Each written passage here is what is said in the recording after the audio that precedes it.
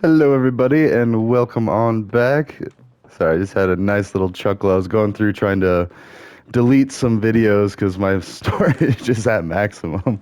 As I'm going through the videos to kind of clear up some space of whatever I've already uploaded to the YouTubes, which, I mean, something to keep in mind too. Like, I need to go through and clean out my YouTube stuff, download copies, erase them off of there, or whatever, or look into like paying for a service because the storage, yeah, it costs money. And YouTube, like the idea of it, same with Twitch too. When I was streaming with Twitch and trying to do that whole thing, like it was really cool. Like Amazon did a lot of stuff for free, but at the same time, then it wasn't really free because they still got ad revenue off of every stream I did once I became affiliate. And I don't know how much that equates to. Like I trust them to understand their business model, but from what I saw, it wasn't feasible unless I started streaming like I don't know, like every day, which I might actually get into. But honestly, I think I might try to keep it to YouTube. Like Twitch, I love it. Like I love watching people, but doing it, I just can't get all hyped like that, and I can't move the crowd. Like it's not who I am. I'm not that exciting anymore. Well, I mean, I wouldn't say that. Like I've had many people say they wish they could have a beer with me, which is funny because I don't drink. But just to hear stories and like experiences and all that stuff. I don't know. But yeah, middle of the day stream. Yeah, how about that? I've only got like 20 minutes or so. I'm on my lunch break and I gotta go do some things and very important ITU business, but not really. I mean, the daily grind. I love it. Like IT is so much fun to work in. Like, I mean, it has its days, but it's, after working, and that's why it's so important. I remind people like I've had a lot of jobs and I've gotten to experience a lot of things. And I say that because I know someone who's had probably like I don't know, I want to say like two or three jobs. They had one job for a long, super long time. And it's like, okay, so think about that. If you've only known the same profession for, I don't know, 10, 20, 30 years, like that's your world. That's everything. And then there's not a lot of pivot room. Like, see, so, and don't get me wrong, I'm going to try as hard as I can, make sure everything goes good with this job. But I mean, because it's been a mixture of me and the places in the past, like, I mean, I know Subway kept trying to keep me when I was like graduating college because like I was supposed to be a manager. They were offering me my own store, like my own stuff because they saw my leadership, they saw my dedication to the company. Like even though I was just there because I needed a paycheck throughout college, I still treated it as like a professional job. Like I mean, not to the point where I'd like walk a full marching style and harumph for any of that, but I took it seriously. Like when I saw a customer wasn't having a good time or or there was some issue, I'd maybe go poke my nose in their business and see if I could do something or or I listen. That's the biggest thing is like customers, a lot of times, even if you mix up their order or like totally mess something up for them, as long as you just listen to them, because you don't know what's going on in their day. Like they could be having the worst day of their life. They could have just been dumped, like, their parents just died or they lost a cat or a dog or like, you have no idea what they're going through. Or they just got hit with papers, like divorce papers, child support papers, got caught in a drug sting. That's big up here in Fort Collins. I say that because my manager, when I was leaving Subway, her husband was actually put in prison for this like big old sting, and it was ridiculous. Like they were catching people that had, like just if they had like touched a bag of drugs like along the way, and it was like. And granted, I'm not saying that drugs are okay, but oh my gosh, they like arrested a ton of people. And you got to remember, and see that's the other thing too. I don't have any official training in substance abuse education, but it is a passion of mine because it's just so important to understand. Because like same with anything, homelessness, substance abuse, like those all go hand in hand. Alcoholism is usually like the real gateway drug to all this stuff going on. And people, even if they hear it, they still won't believe that. Like, oh yeah, whatever. No, that's marijuana. It's like no, marijuana is like the anti-drug and the anti-alcohol. Like if you that's what a lot of people don't get. And I know a lot of people in Colorado, California, Oregon, all the places that have legalized weed. And like, I know a ton of people, and mind you, a lot of computer programming, engineering type, very smart, very successful people. And they all smoke weed. Like, it's just not everybody. I mean, and that's like, just like I don't drink alcohol. Like, I chose not to drink over actually, it's coming up on 4 years this New Year's. So I stopped on New Year's. That was my last hurrah. 3 years ago. Now it's 4 years. And it's like, and I haven't really cared for it. It's just, alcohol has done so much evil to the people in my family and my life that I really don't. And I'm Irish. I'm Irish AF, but like, I'm Irish German, so very unique set of.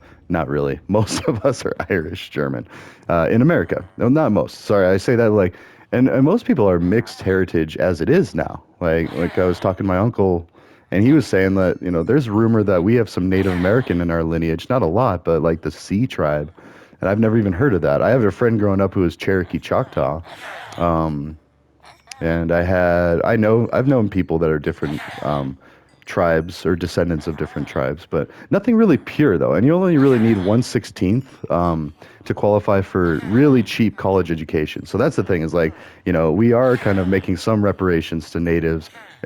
It's not a lot, and honestly, that should really be available to everybody, but especially the natives. But I mean, if we're really going to try to make this country great, we need education to be available. We need the training, the tools to compete in a global marketplace. Like, and if we're trying to put a price tag on that, we're shooting ourselves in the foot. Like, it's an investment into our own country. And that's what a lot of people don't understand because, like, a lot of people don't do higher education. And I can see why too. Oh my gosh, I was looking through like bank stuff, and I'm doing okay. Don't worry, A-Rye's okay. But whew, if I wasn't working where I was right now, like I remember the days when really paycheck to paycheck, and I still am pretty much paycheck to paycheck. But it's like when I was like worried if I could pay my bills or and have enough money for this or even gas.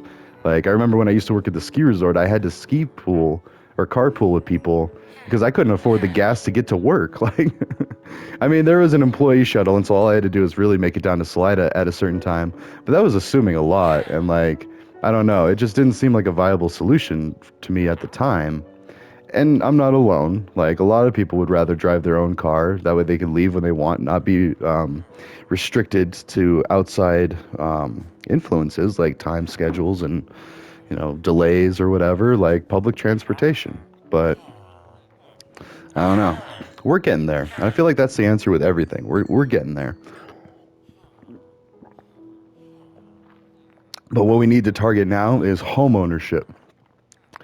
Now, home ownership or at least affordable renting, because that's the thing. So like the city life, it's really expensive to live. But yet, if you don't live in the city, then there's a good chance that you'll end up with substance abuse or substance use because you're not stimulated enough. There aren't things to engage you. I mean, yes, there's public libraries. There is that. But what I'm talking about is like we need like public arcades because, like at least for my own kiddos, like I got video games. I mean, and growing up, my parents didn't have a lot, but they still made sure we had video games or something just to do like that. And they are very useful. They're very valuable because they teach you.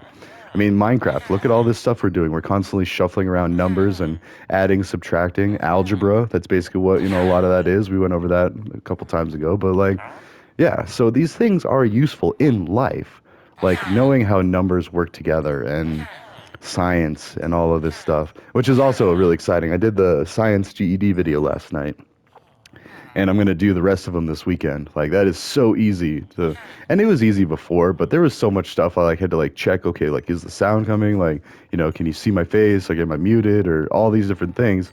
With OBS Studio, which is the free and suggested platform for YouTube and Twitch, they tell you both places. Although YouTube is a little more roundabout way. I had to do some digging before I found where they suggested that because there's so much that they got to go over, with all of these tools and services and things. And yes, they are stealing your information. Not even stealing it, like you're giving it to them, but that's the price you pay for the services. Like, and then they build their better tools on that, and then they charge the people that can afford to. That's why I like things like Google's, because they do make an honest effort for education. And like, and I know this because my aunt is in education out on the West Coast, and like, and she's, yeah, they're Google school. They've got like a bunch of nonprofit education things, and same with where I work now. And it's like, yeah, Google is an awesome company, and it's really bridging the divide, the wealth divide. But even as I say that, like, everyone is getting caught up. Like, at least everyone is able to afford something. And that's another thing, too. Like, social statuses and the perception of wealth and the perception of poverty.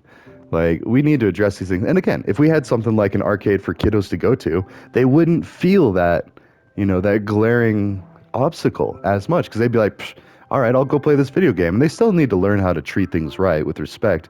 But that's something that's foreign to someone that has never had a Nintendo system or someone that has never had an iPhone or their own smartphone or like any of these things. Like there are people out there that just don't have these things. And I'm talking America. Like, oh, and let's talk about that real quick. America is North America, South America, and Central America to me. I want to spread the American dream, as there's like, yeah, dead llama skins. Want to spread the American dream to all the Americas and then to the rest of the world. And that's why it's kind of like frustrating because a lot of times Americans are saying the same thing, but we argue so much about stupid things. Like we want to spread freedom and democracy. Well, that's spreading the American dream around the world. But wait, some countries don't want it. Well, then that's fine because they might see it as like us trying to conquer them. And that's not what we're trying to do. We're trying to say, hey, we have a really nice life over here. Let's help you get there. And a lot of countries are. Don't get me wrong. I mean, like a lot of developed nations. But then what about the developing nations? Well, even within a lot of these nations, they have pockets of developed areas, and like that's even coming along. And I don't know for sure. Like these are just general statements of what I do know, and leaving out what I don't know. And then I'm going to keep seeing for myself. Like going to Germany and then Antwerp and all these other places, and then next semester I'll be going even more places. So like, it was Dubai and India last semester, and it's exciting. I'm so excited for this, and I'll be pumping out all these pictures. And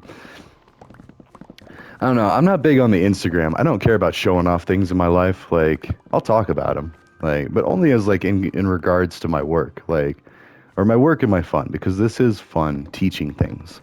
I do get enjoyment out of it. Like when I've been teaching people how to code, it's just so much fun because you can see the aha moment as they figure it out. And now I don't even like, I mean, I'm not even teaching people in the same room. Like I'm teaching people around the world, and it's like, ugh.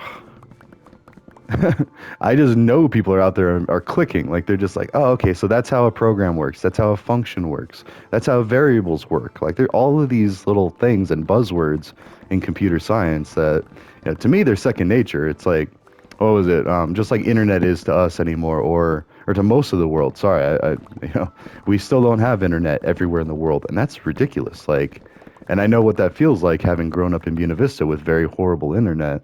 We had Amigo.net. That was our friend in the internet business. And it was horrible, but it was the best that they could do because at the time, yeah, dial-up was the new thing, and it sounded like a robot dying and like all this stuff. And if you had anyone pick up a phone while you were in the same house as the dial-up was running on, it would kick them off. And it ran through the phone line. And we had phone lines.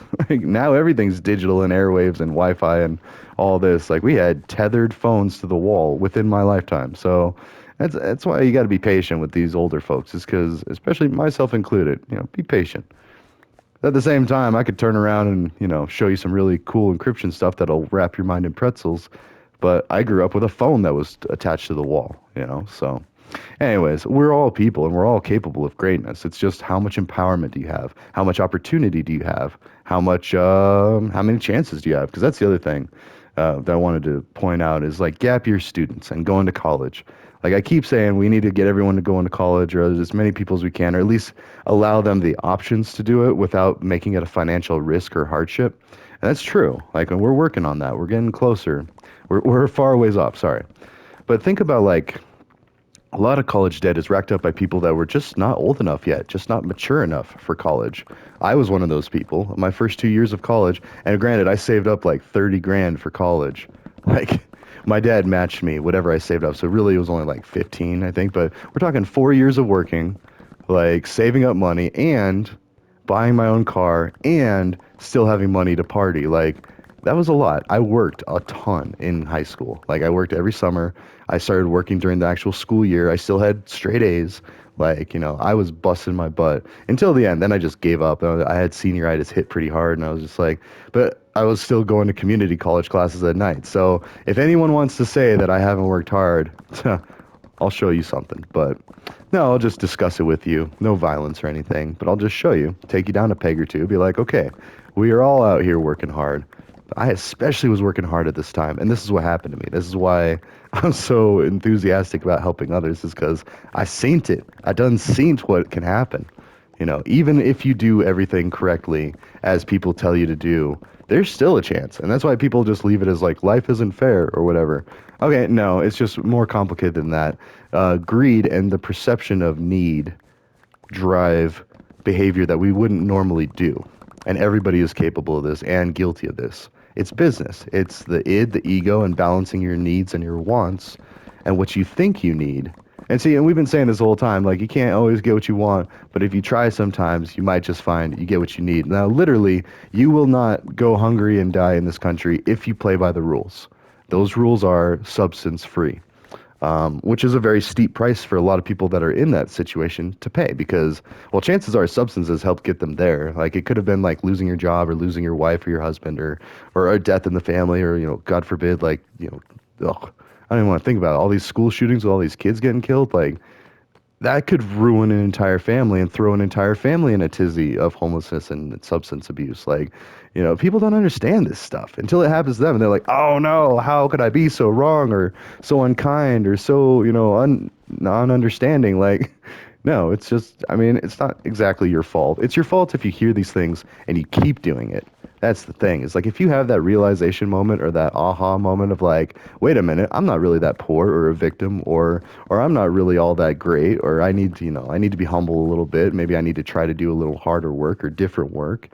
All of these things. As long as we just acknowledge that and move on, like that's where a lot of the friction is just inefficient waste of, well, yeah, inefficient friction where bureaucratic red tape where we try to fix these behaviors and these problems and the only way that we know how, and it made sense back then, but as things continue to change, like our entire society and culture changed over COVID. Like working from home, I'm at home now. Like I'm at home a lot and I love it. Like, and the people that I work with love it too. And we're not abusing it. We're still working just as hard, if not harder. Like, we're keeping like everything afloat. But it can be done. The problem is if you're being treated right, both in work and outside of work, and if your life is going okay. I mean, and if you're mature enough for that yet. So that's the other thing too, is like with internships and fresh college graduates, and I don't know. It's just one thing I noticed is like there was an expectations to immediately jump into like a six-figure salary, and one of my friends did. He got 90,000, so not quite six figures, but his first job out. But then I was talking to him, and he didn't really have a great time. He went down to the city, where he had to go for this job. But he was just saying that he was having some rough. We all do. We all have rough patches. Mental health, stress, overworking, because we're working too hard and we're burning out. When a lot of this stuff could be a lot easier. And that's why I want to. That's why I'm working so hard, and I want to go back and I want to like make little half-hour versions of the GED prep because this one came out to be an hour too. And it's like, well, the original one was like 2 hours, almost 3 hours. That's ridiculous. You can't be asking somebody to watch a movie like as big as the Titanic just to learn stuff. It's not fair. Even lectures, when they go long, it's brutal. And those are for people that are there. They've paid money for it. Like they have an obligation to go. But maybe they've got something nagging at the back of their mind, like hunger or substance abuse or just problems facing their family or themselves, like or legal issues, like, oh, okay, I experimented with drugs, now I've got like probation and jail time and all this, and it's like, and you see a lot of that in college. Now, when it happens in a rural like mountain community or a suburb or not suburban, sorry, urban, whatever, the rural, the less populated, the city, the towns, like there's a lot of that just because they are understimulated. Like, anyways, there's my alarm. I gotta go back to work, but yeah, I might do a musing here and there on the lunch. I just wanted to say that it's like, so the next target or the next area of focus is going to be financial hardship for the common renter. Now, I'm exploring different ways that we can, well, just lower rent costs or even just do a tiny home project and build a bunch of houses, make super cheap rent, and then, only let people live there for like a few years to get on their feet, save up some money, and then, kick them out. And that was another thing I saw though, because I'm actually like, I don't know, I'm possibly looking for another place to rent, but hopefully we'll work it out. But I noticed that there was a lot of low income housing. Well, that would have been great for me. And I didn't see that stuff when I was looking for rentals, like even as recent as like, actually I have been here for like a good 4 or 5 years, but that recent, it's like, Anyways, I make too much for him now, which is a shame because it's like, oh, I could really use that because I just started. Like, I mean, like I wasn't making nearly this much in my last job. Well, I guess I was making okay, but I think even my last job, I don't think I would have qualified for it, and I was still scraping, like building wind turbines, like, and it was good. They took care of me. I worked hard, but it was like, ugh, they could only afford to pay the people so much. I mean, it was in their budget, and like, I don't know. Then you get into the whole idea of like lack of communication between the ranks. Like you might only be under budget like this because they don't realize that you're struggling and that you're worth more. And then they find out later. I don't know. It's a whole thing. That's business in a nutshell, like staffing. You got to kind of try to time it right. It's a synchronization game of like, okay, is this person at a good place in their lives? And if not, I mean, how close could they be? Like, so I don't know. And what can you do to help get them there, basically? And I know a lot of companies do things like financial wellness, mental wellness now, like all of these things that they're learning that people just need. Anyways, yeah, sorry.